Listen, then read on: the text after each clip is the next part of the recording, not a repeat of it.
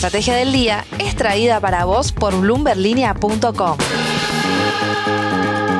Muy buenos días, estrategas. Soy Francisco Aldaya, editor de bloomberlinia.com, y hoy les traigo un capítulo especial, una entrevista con el jefe de soluciones de inversión de Puente, Guillermo Quiroga. Como siempre, no te olvides de darle clic al botón para seguir a este podcast, de compartir este capítulo, de activar las notificaciones y si te gusta lo que hacemos acá de lunes a viernes, ¿por qué no ponernos un 5 estrellas?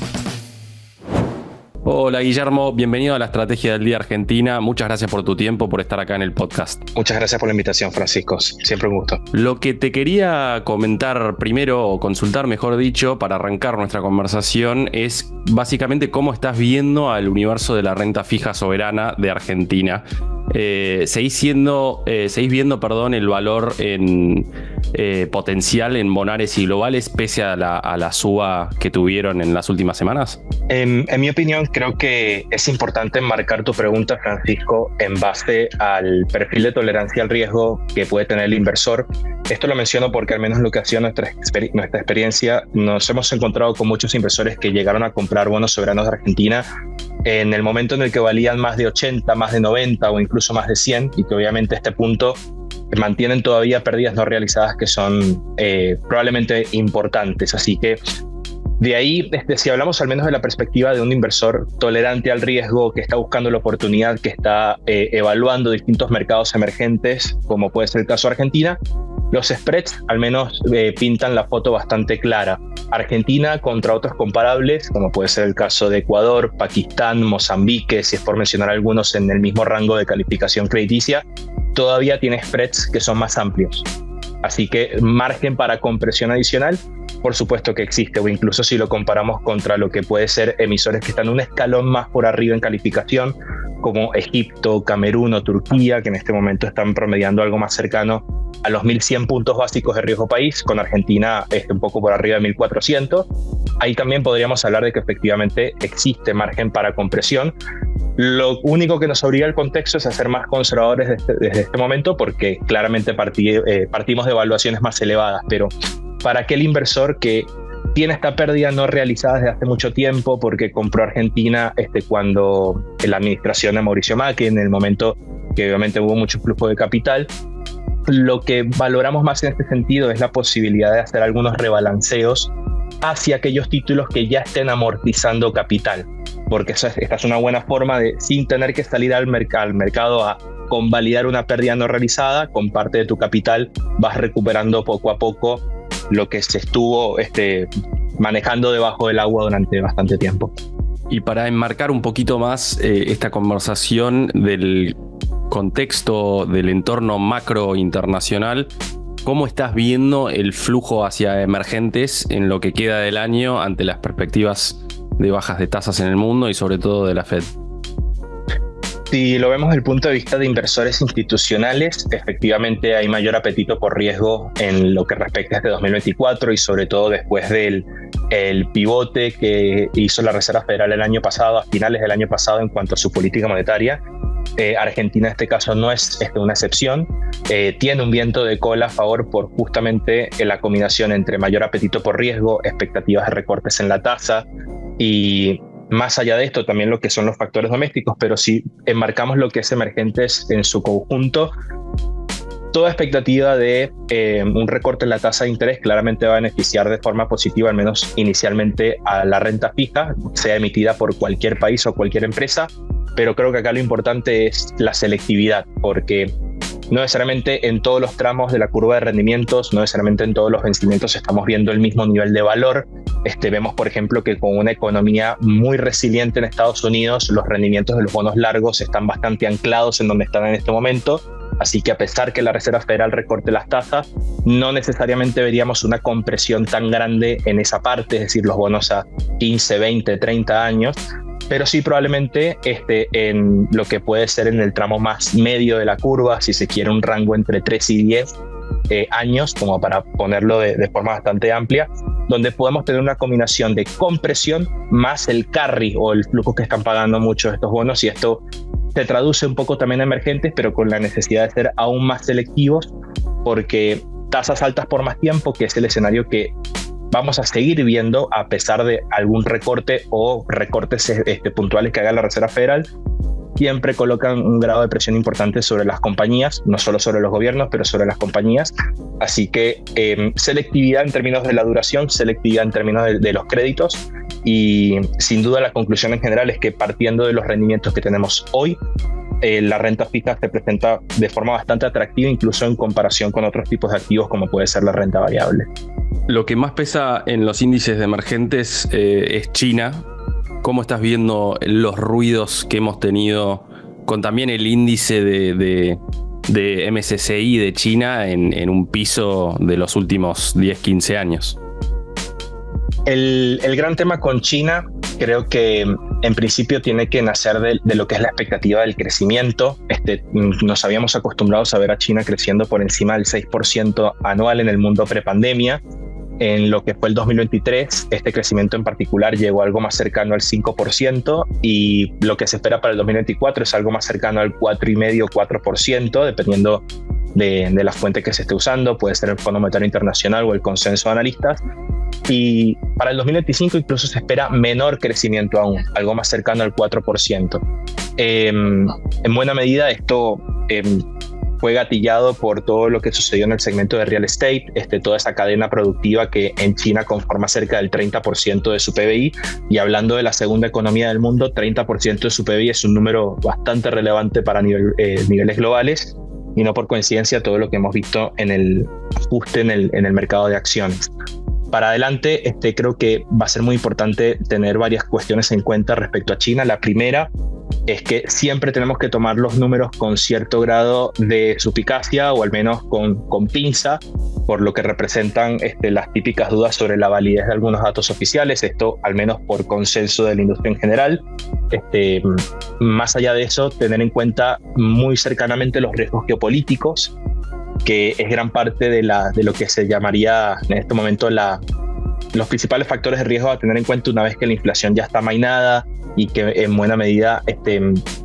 los bancos centrales hicieron el trabajo que tenían que hacer. De acá para adelante, esa parte geopolítica, sobre todo en el caso de China, es donde hay un punto de interrogación. Hay nuevas elecciones en Estados Unidos y la posibilidad obviamente de que vuelva Trump a la presidencia, y sabemos al menos comercialmente lo que eso significa respecto de la relación con China, por más que hay un consenso en el establishment, tanto demócrata como republicano, respecto al acercamiento de Estados Unidos con China. Pero sin duda Trump es una figura que puede generar algo más de volatilidad, como ya sucedió en el pasado.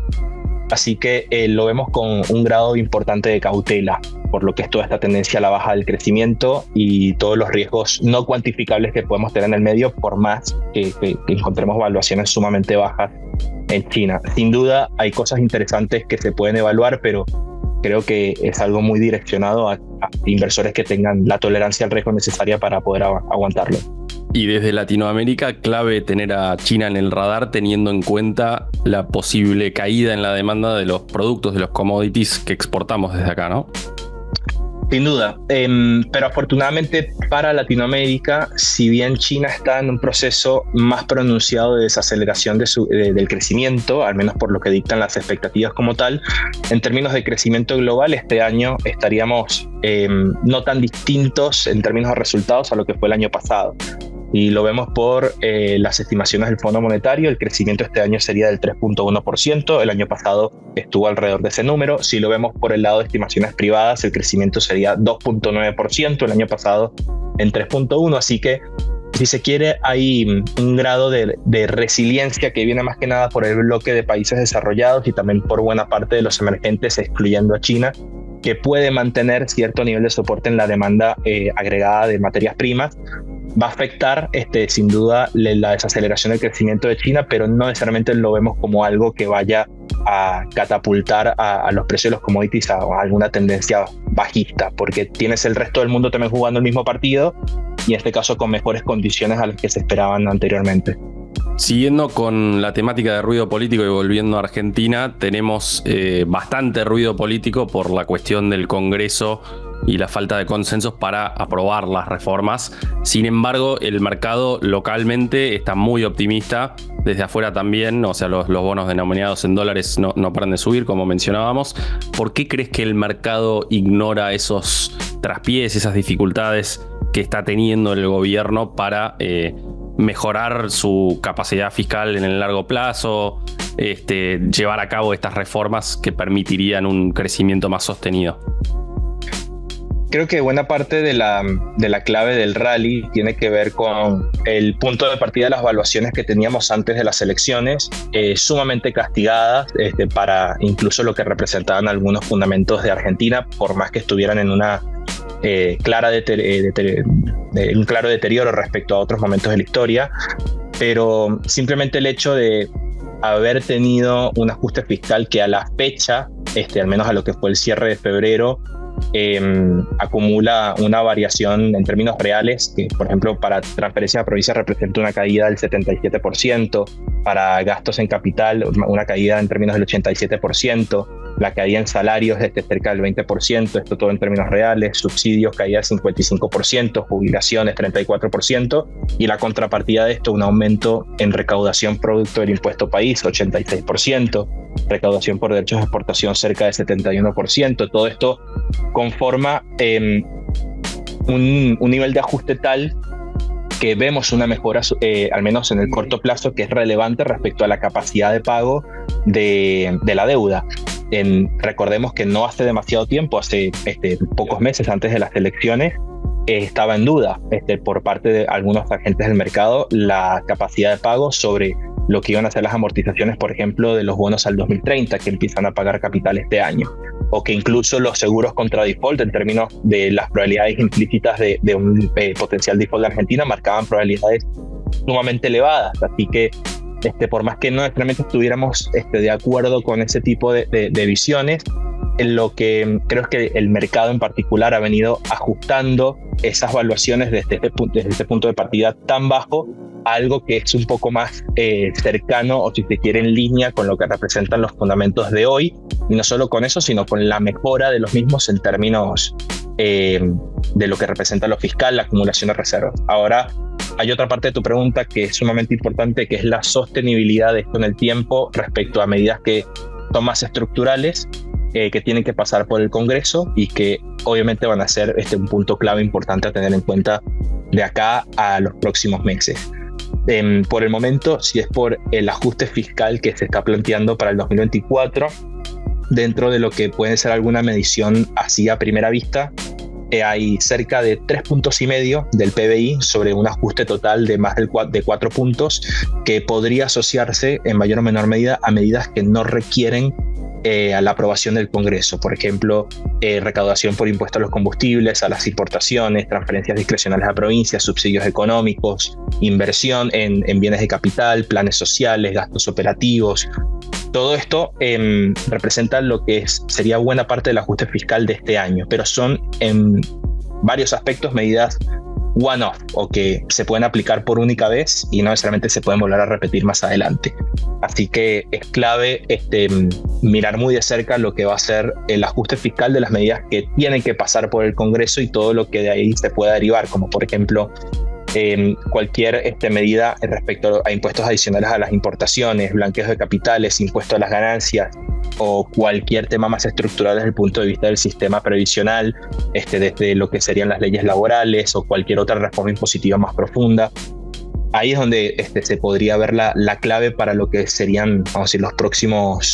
próximos meses, sobre todo pensando como un checkpoint importante las elecciones de medio término de finales del año que viene. Pero por el momento creo que el mercado ha estado más bien alineando lo que representan los bonos de Argentina y sus fundamentos a lo que podemos tener hoy dentro de la foto, no necesariamente la película hacia adelante, sino dónde estamos parados en este momento respecto a dónde estábamos parados anteriormente. Y esa mejora en los precios está muy en línea con lo que ha sido la mejora de los fundamentos. O sea, era difícil ver que, vamos a decir, sin ver algún ajuste en particular como el que estamos viendo ahora, que en tal caso los bonos mantuvieran el perfil que venían teniendo, al menos si lo comparamos respecto a lo que eran las elecciones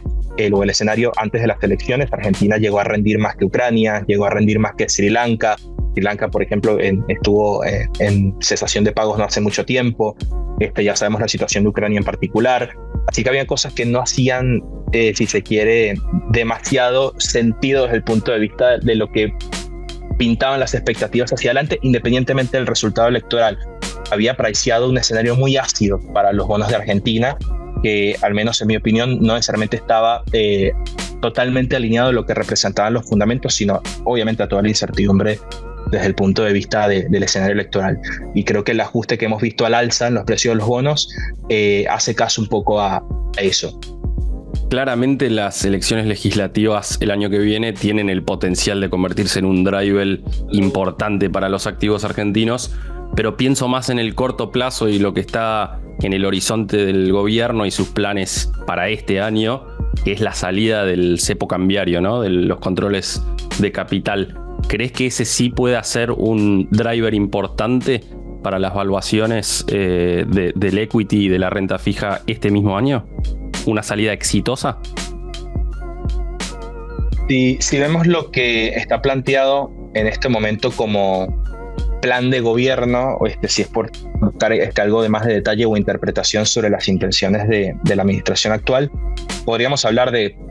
3 grandes fases, al menos para lo que es este mandato en particular. El primero es el de corregir precios relativos y tener un ancla fiscal y cambiaria, y que en este caso está empezando con tasas reales negativas, que erosiona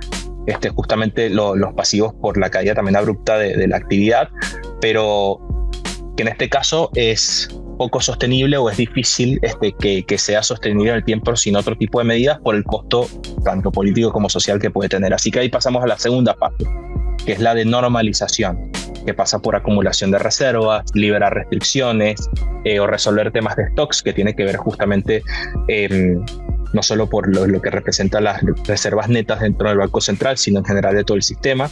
Y de ahí pasamos a la tercera fase, que sería el plan de estabilización y de crecimiento, donde puede haber un ancla de expectativas un poco distinta a lo que vemos en esta primera fase, porque podríamos tener eventualmente una especie de segunda ola de inflación que venga por la liberación del tipo de cambio o por crecimiento de salarios. Así que hace falta para esa etapa una ancla nominal muy sólida para mantener la inflación a raya y en tal caso también poder gestionar de mejor forma un crecimiento hacia adelante.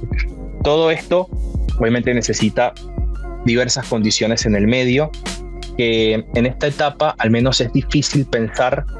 que sin haber resuelto temas respecto a lo que representa el stock de moneda dura, sin llegar a un punto en el cual las reservas internacionales en términos netos vuelvan a terreno positivo, y terreno positivo que genere un nivel de confianza importante dentro del sistema. Es difícil pensar también que en ausencia de otros ajustes fiscales más estructurales y no one-off, que se pueda disponer de la recaudación a través del impuesto país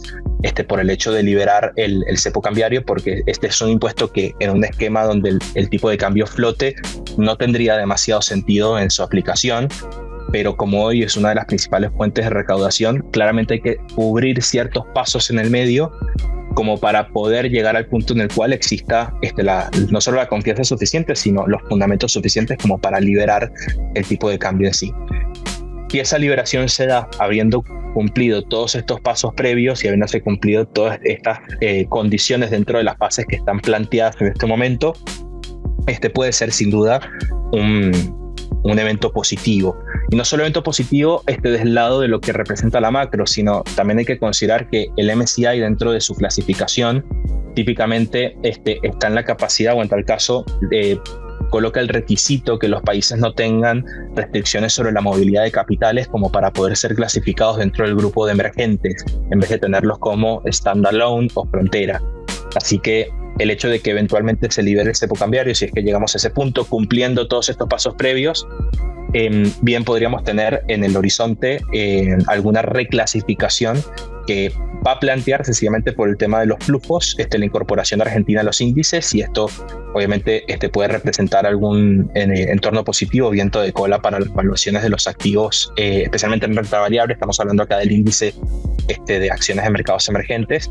pero hay mucho camino para recorrer, muchas condiciones para cumplir, y sin duda, si es por hacer la encuesta a los distintos inversores institucionales clave de este espacio, el riesgo número uno que se ve en el horizonte es el riesgo de implementación. Obviamente es el riesgo que acumula todas las aristas de lo que representan estas fases, pero también los riesgos en el medio, que obviamente está muy asociado a lo que ya conocemos como el costo político, el costo social, que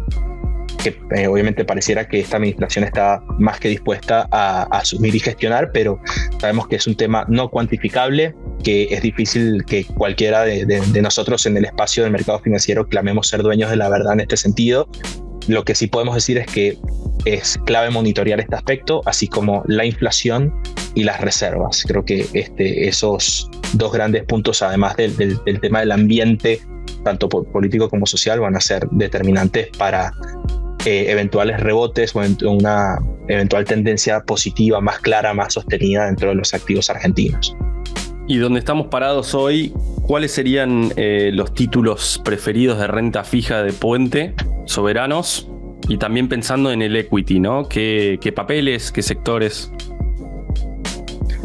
Te puedo hablar de lo que es mi opinión directamente en este espacio, y también haciendo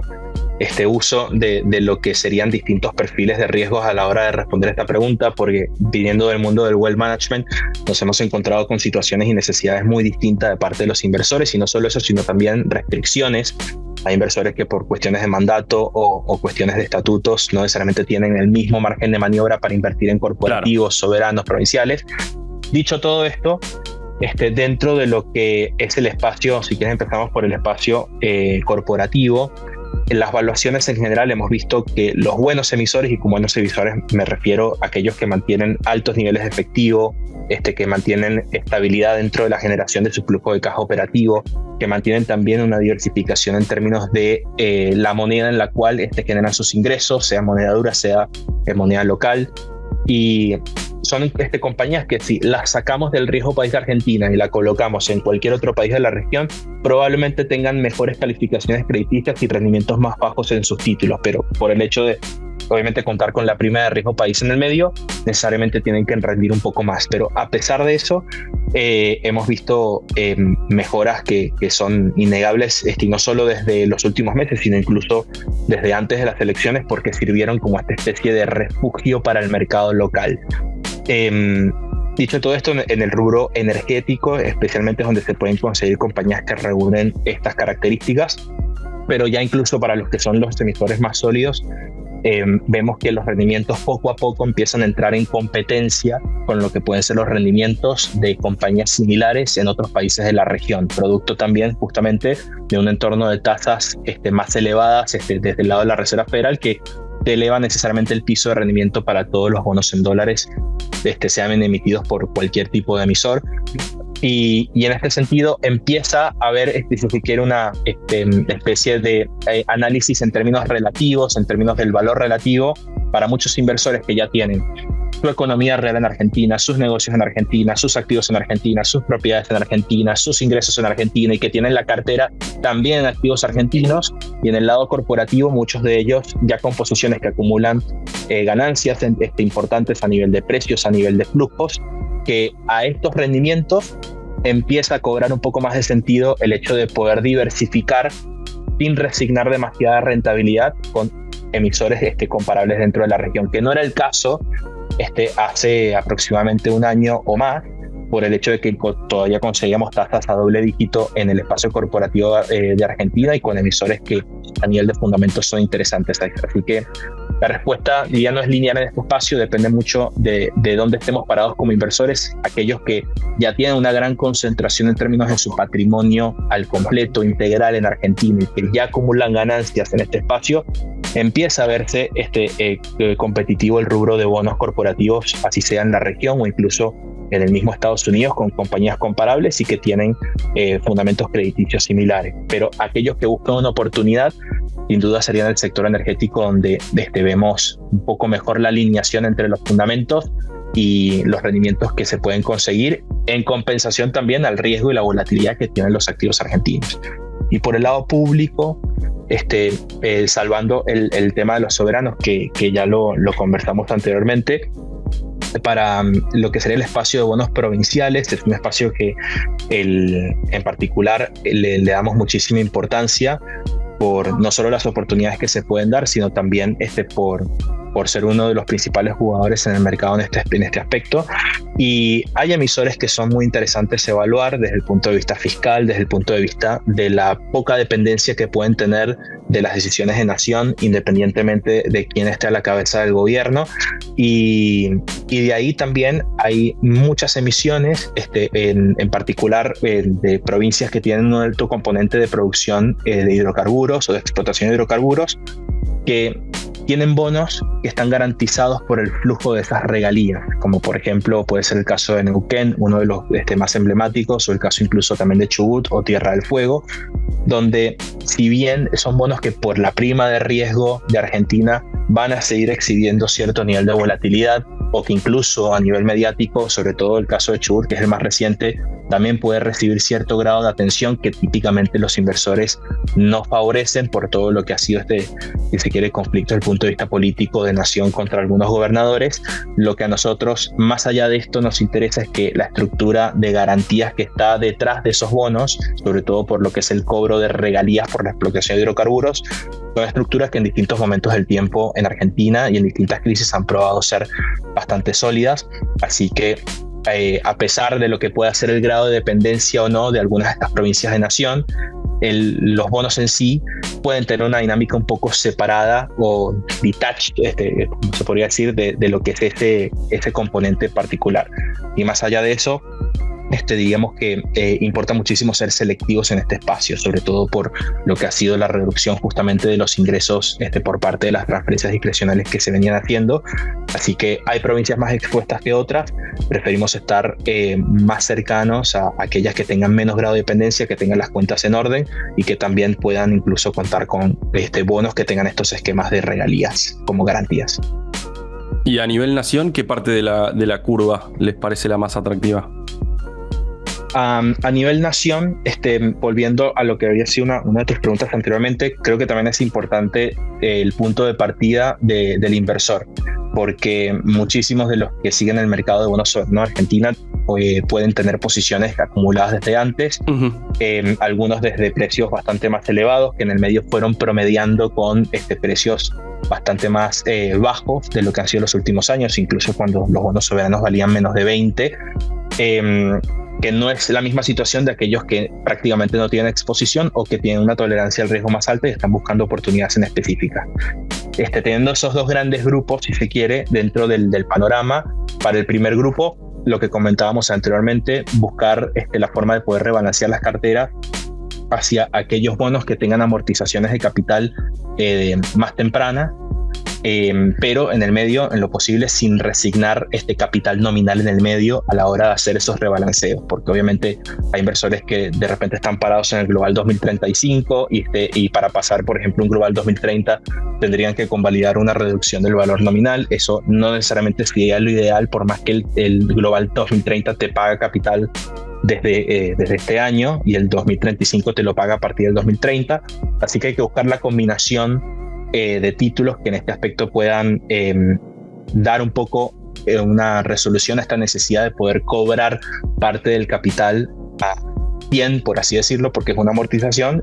sobre todo para aquellos inversores que estuvieron debajo del agua en estos bonos durante mucho tiempo. Pero más allá de eso, si es por ver algunos bonos en particular, en mi opinión el Global 2041 tiene en este momento una combinación interesante en términos de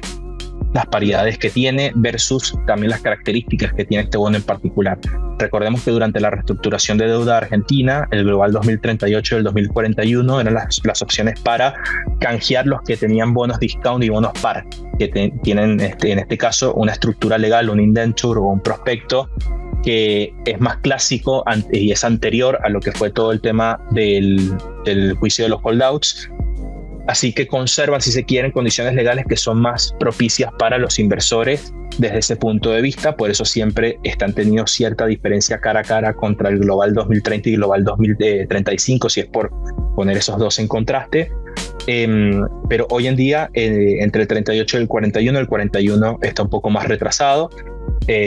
simplemente por el hecho de que paga menos cupón que el 38, pero vemos que no necesariamente se justifica por los fundamentos esta diferencia, sino por un tema más técnico. que en el ajuste, si se quiere, por riesgo, dentro de lo que representan los bonos soberanos y su volatilidad, el 41 en los últimos tiempos ha ofrecido, si se quiere, una relación más consecuente de ese riesgo-retorno versus lo que pueden ser otros bonos en particular. Pero en fin, sí, va a depender muchísimo del perfil de cada uno de los inversores. Guillermo, te hago la última de mi lado, vinculada al equity argentino y la empresa de mayor market cap, ¿no? del mercado local, que es Mercado Libre, que pasó a pérdida, algo que no estaba previsto por los analistas en el trimestre final del año pasado, pero que hoy está a $500 de su precio objetivo según los principales analistas de research de los bancos más importantes de Estados Unidos. Esto en un contexto en el que tenemos a la vista bajas de tasas de la Fed y en principio un entorno más amigable para las operaciones de Mercado Libre en la región. ¿Crees que es realista ese price target de aproximadamente $2.000 para fin de año, comienzos del 2025? En principio lo que podría decir es que, en mi opinión, Mercado Libre tiene un negocio que es envidiable desde el punto de vista de su desempeño, del alcance, de la diversificación que tiene a nivel regional. Si bien es una compañía de génesis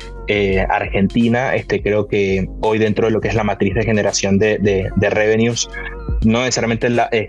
deberíamos encasillar en conjunto con el resto de las compañías que sí tienen un componente mucho más asociado a Argentina en la generación de sus ingresos. Más allá de todo esto, en términos de lo que son valuaciones, al menos a mí en particular, por pensando en un perfil un poco más conservador, es difícil a veces convalidar ratios de precios sobre ganancias que son tan elevados como en este caso. En el caso de Mercado Libre estamos hablando cerca de 77 veces precio sobre ganancias, y obviamente por más que podamos estimar hacia adelante mejoras importantes en el crecimiento del negocio que tiren un poco hacia abajo esa evaluación y la hagan más atractiva, comparando, vamos a decir,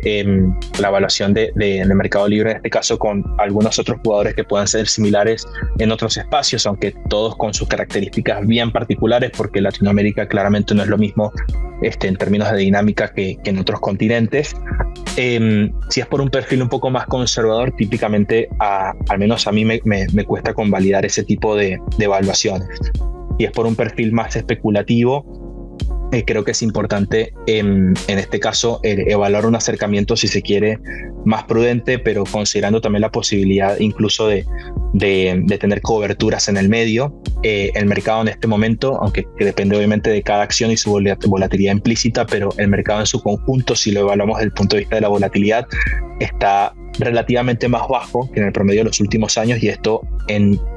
cierto sentido abarata los costos de las coberturas, es decir, el costo, por ejemplo, de las opciones, como puede ser el caso de puts. Esto va a variar muchísimo día a día, va a variar muchísimo dependiendo de la volatilidad implícita de cada compañía, pero a la hora de convalidar evaluaciones que son tan elevadas desde los ratios convencionales, por más que obviamente estemos vamos a decir, evaluando una compañía con un negocio fenomenal, creo que es importante considerar el hecho de poder cubrirse, por más que el entorno internacional está yendo mejor desde lo macroeconómico a lo que se esperaba. Clarísimo, Guillermo. No sé si hay algo que quisieras tocar que no hayamos mencionado, quizá alguna otra oportunidad, no solamente en Latinoamérica, sino en el mercado internacional que estés viendo. Sí, quiero aprovechar de comentarte, Francisco, que al menos de lo que ha pasado por mi escritorio y a mi consideración personal, creo que el mundo en este momento de las inversiones alternativas en mercados privados es uno de los segmentos más interesantes para evaluar, sobre todo para los típicos inversores de banca privada o de wealth management, porque en este momento estamos viendo la conformación de vehículos que permiten el acceso al inversor más tradicional, en contraste con lo que era la historia hace 10, 20, 30 años, con mínimos muy elevados para poder acceder a este tipo de estrategias, con formatos que son total y completamente ilíquidos y que hoy afortunadamente